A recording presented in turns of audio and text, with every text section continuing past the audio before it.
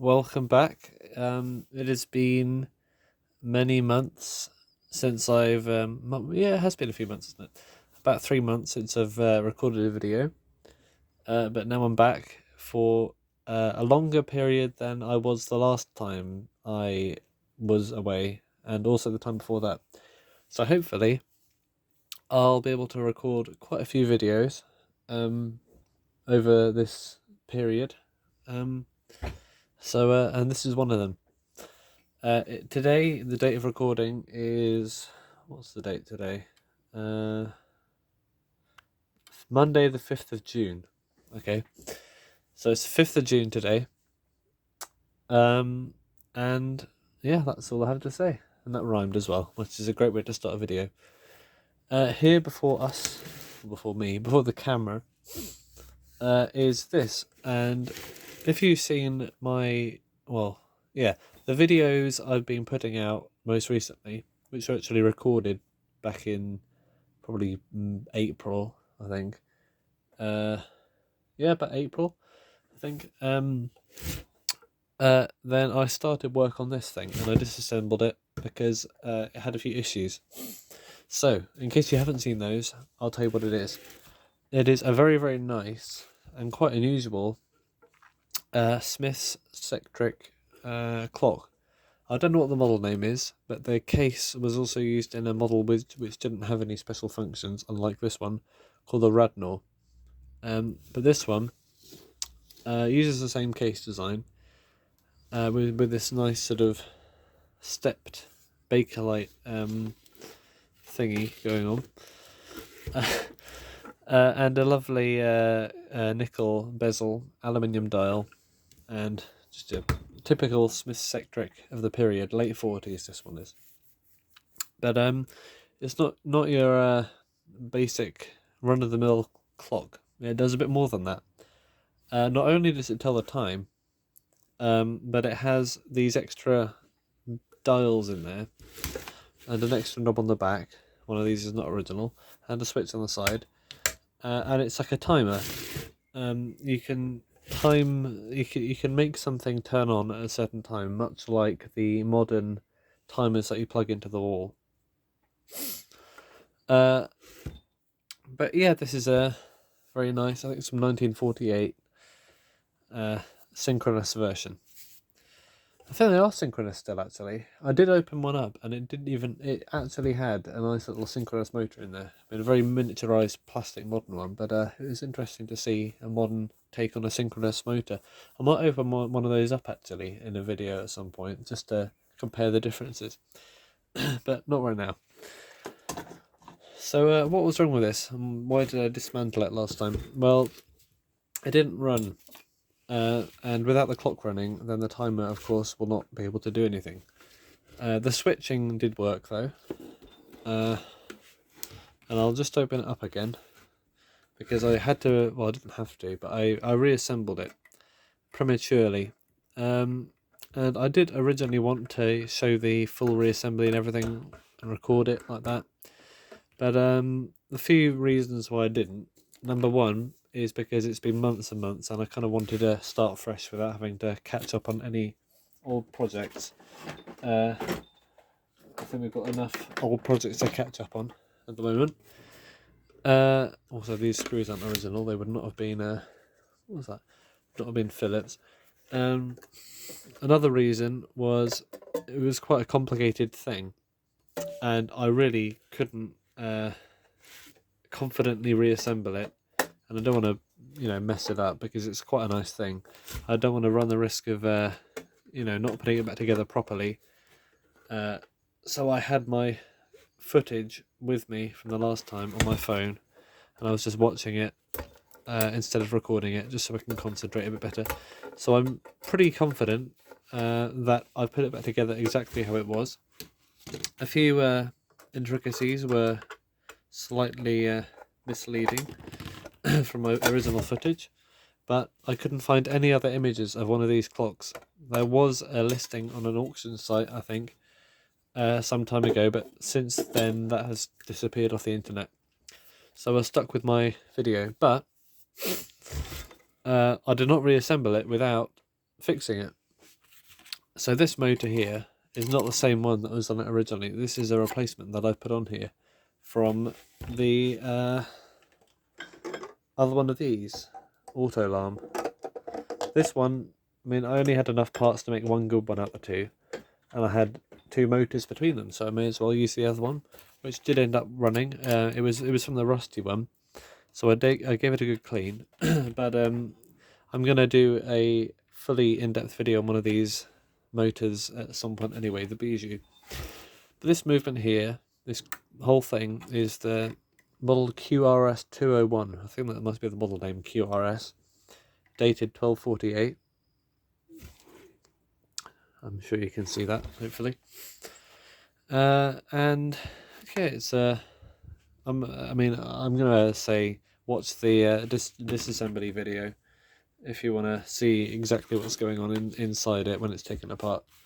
But I will be taking out the case now, just to show you a little bit about what it was like to put back together again, which was not nice, not a pleasant experience, because it was just quite complicated, and it took me a while to work out exactly what was up with it.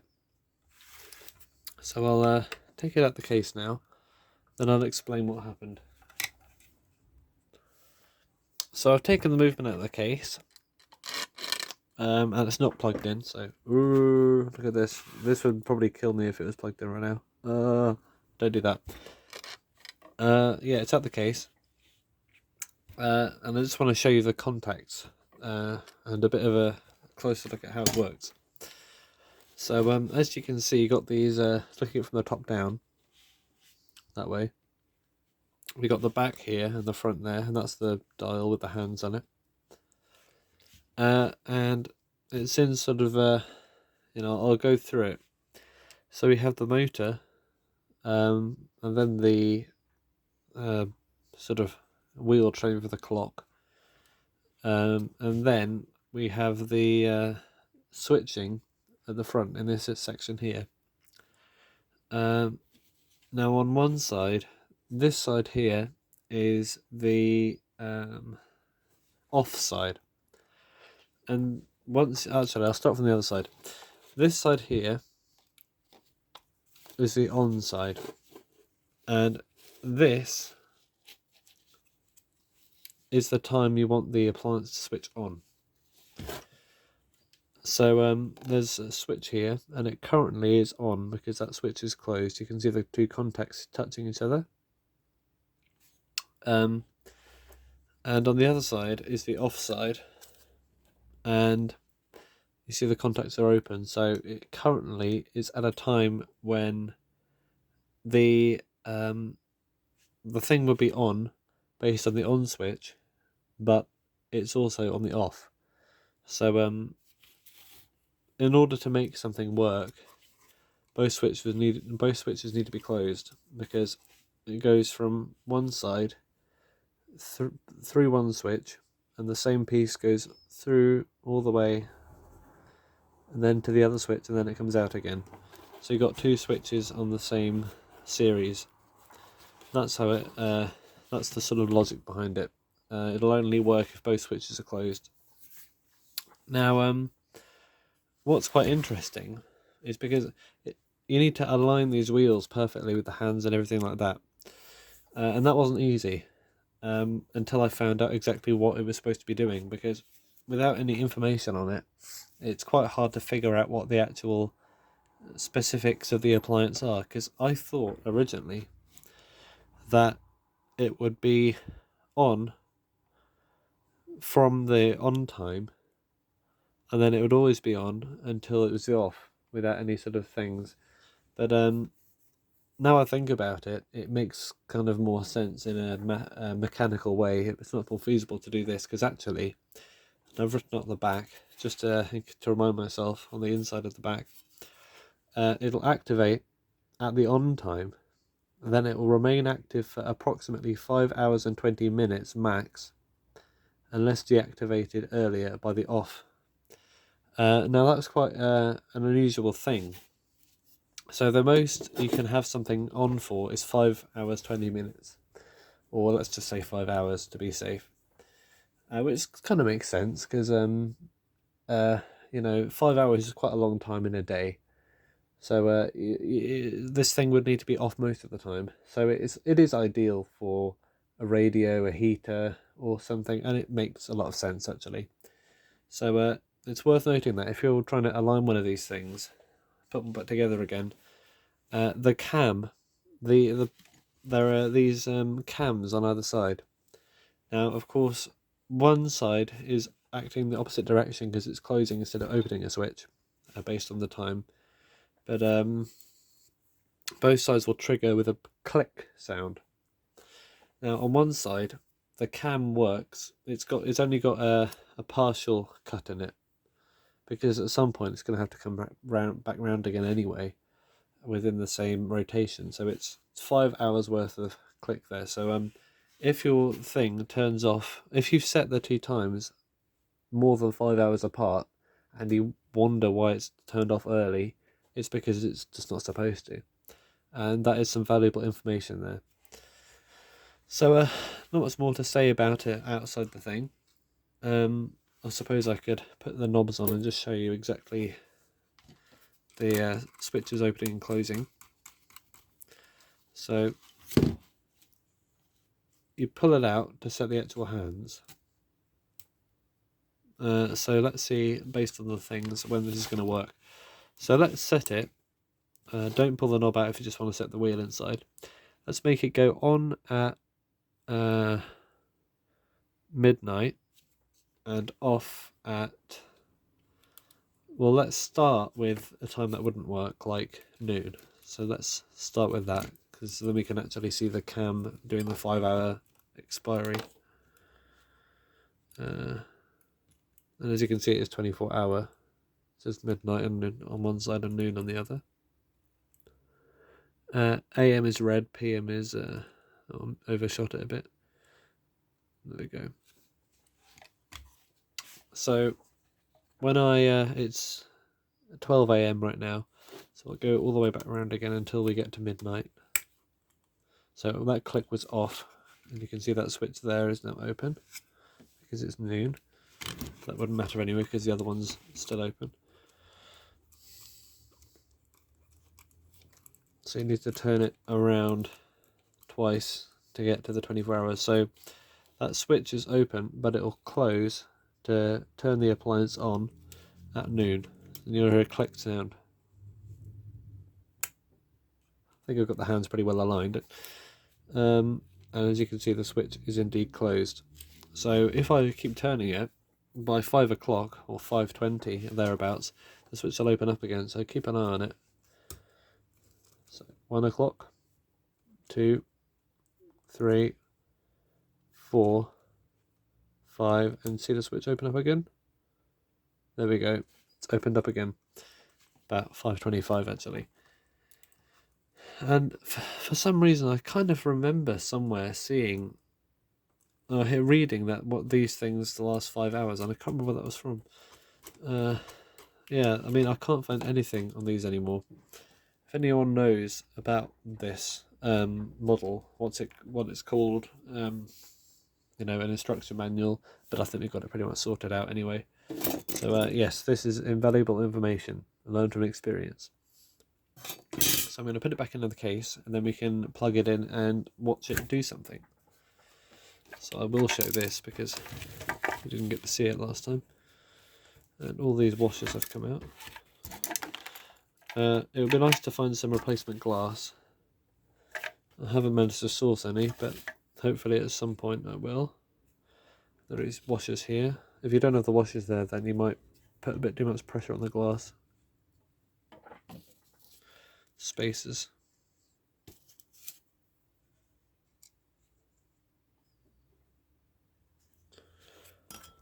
Ooh, got a glass of water here. Didn't even notice that.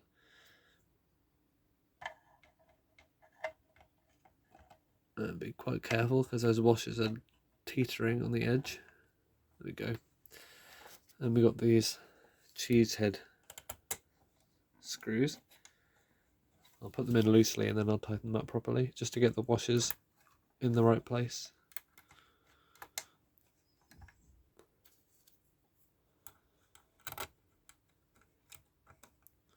Need to delete some footage after this because I don't know much space left.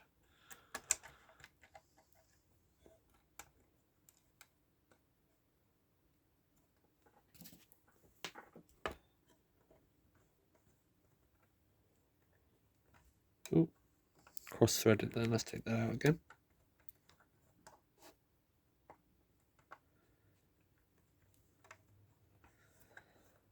Yeah, this one up here does like to cross-thread.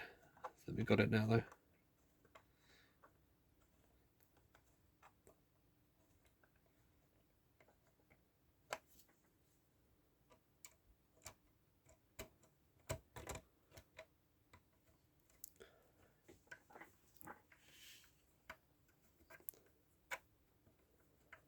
My hands are so pale.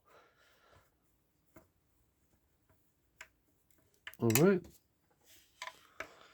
And now for the other two. Ooh. Actually, they look a lot paler on camera.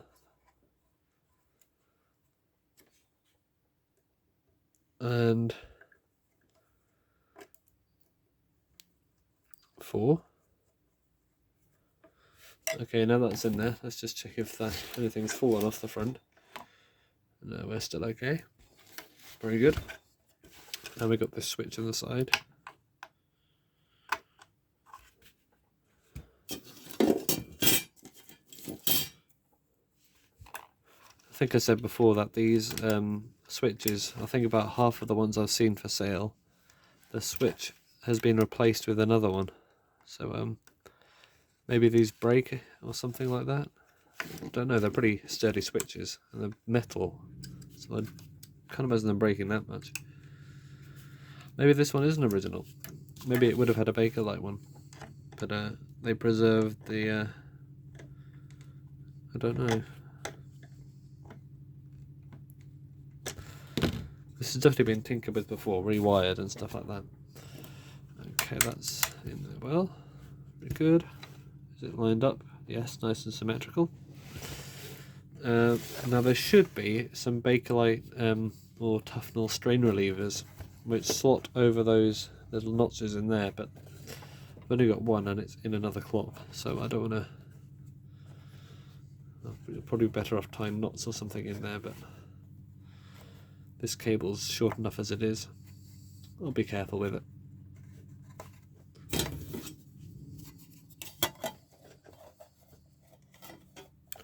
In an ideal world, I would use a decent cable that's the same and easily tied up, but it's not an ideal world.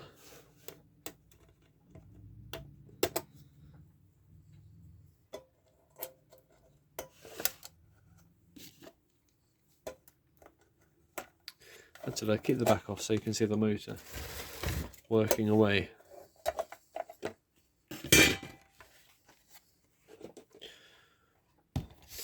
Now I've currently got this wired up to a self-starting Westclox motor here, because you can see that spin. Put a bit of blue tack on there just to watch it turn around. So right, now it should be self-starting, but I don't know why it doesn't sometimes. So this flywheel on the back has enough momentum to just do that and you'll get it going. So it's running now. I think hopefully with a bit of time it'll settle in, because it did last night start by itself, and it's not very loud when it's actually in the right direction. But yeah, this old motor is not exactly brand new anyway, and if you listen carefully you can probably hear an occasional clicking noise, and that is the ratchet to stop it starting in the wrong direction. I don't know why this has come off. As you can see, the appliance is enabled right now. So I'll put the back on.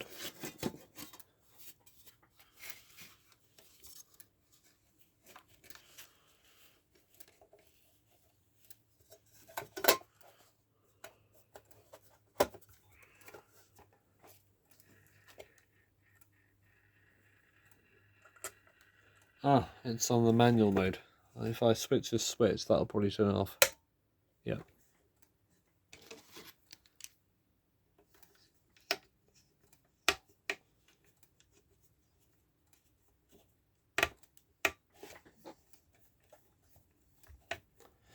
Nice to have some proper screws as well.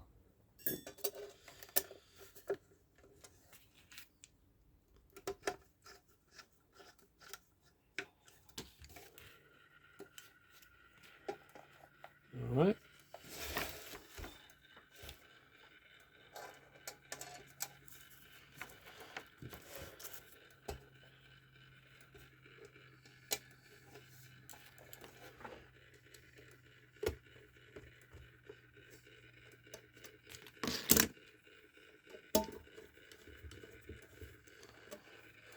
So put the knobs back on again.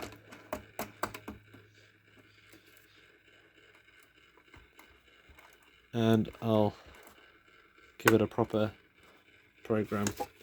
So let's say let's give it a 2-hour period. So if it turns on at, it's a realistic time, let's say 5 p.m.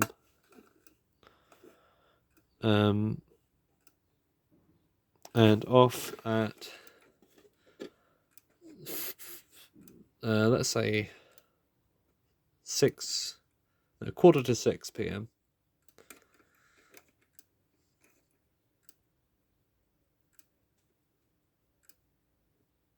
Oh, 5:30, I overshot it a bit.